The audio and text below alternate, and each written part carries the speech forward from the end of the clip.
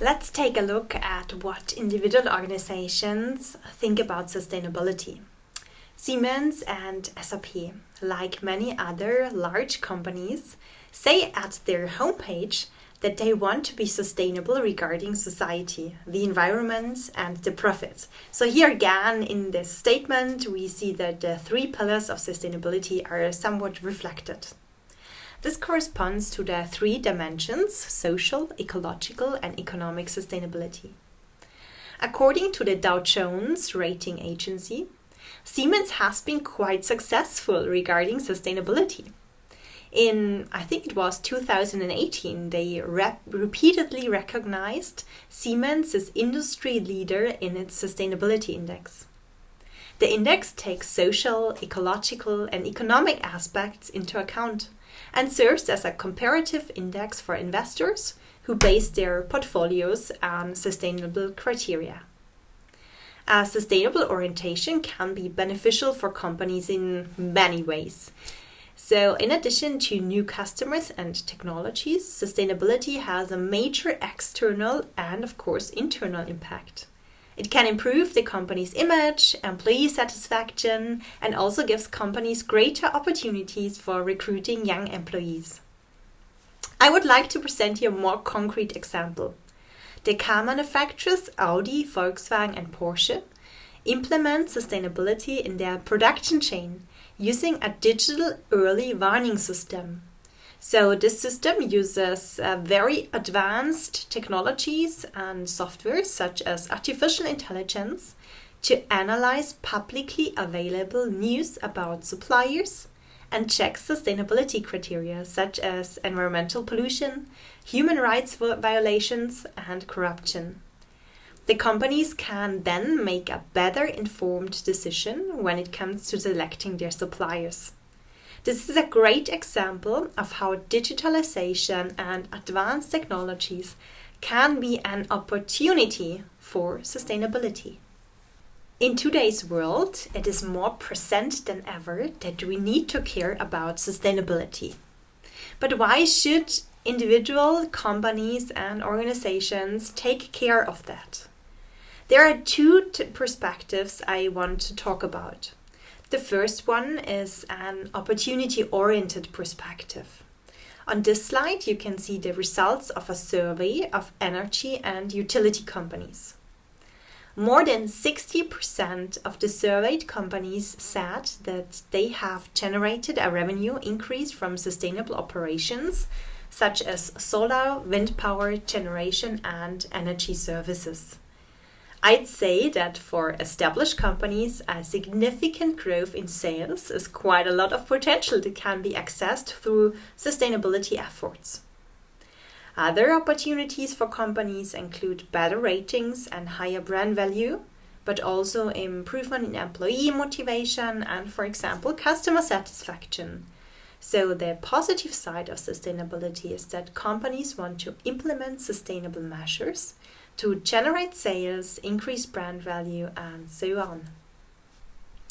On the other hand, there are also risks for companies and organizations if they do not take sustainability seriously.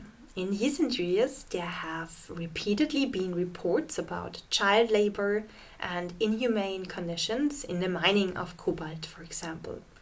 This material is essential for the production of rechargeable batteries, and thus for cell phones, laptops, or tablets. So obviously products we all need, especially in times of home office and pandemics. First and foremost, of course, such practices harm the people who mine the cobalt. That's the most obvious aspect. However, when companies accept and use such cobalt, they also harm themselves. Because in addition to legal proceedings against such companies, this can also result in massive reputational damage. Sustainability in companies is therefore not just a pretty facade, not just the good things companies do. Rather, sustainability problems can also backfire in companies. Therefore, it is also in the interest of companies not to be associated with such scandals, not to mention that it's hopefully not in their interest to exploit workers and let them work under inhumane conditions. Oracle and their partner company, Circular, show how to do it better. Using artificial intelligence and blockchain, Circular provides information about the authenticity and sourcing of raw materials used in manufacturing and recycling. Thus, the companies can ensure that ethical sourcing of cobalt.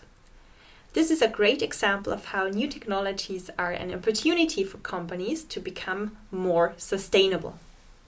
Since corporate social responsibility is based on voluntariness, this raises the question of the real motives behind it. It can be assumed that companies do not act exclusively out of altruism, but also pursue economic goals, such as the increasing of sales.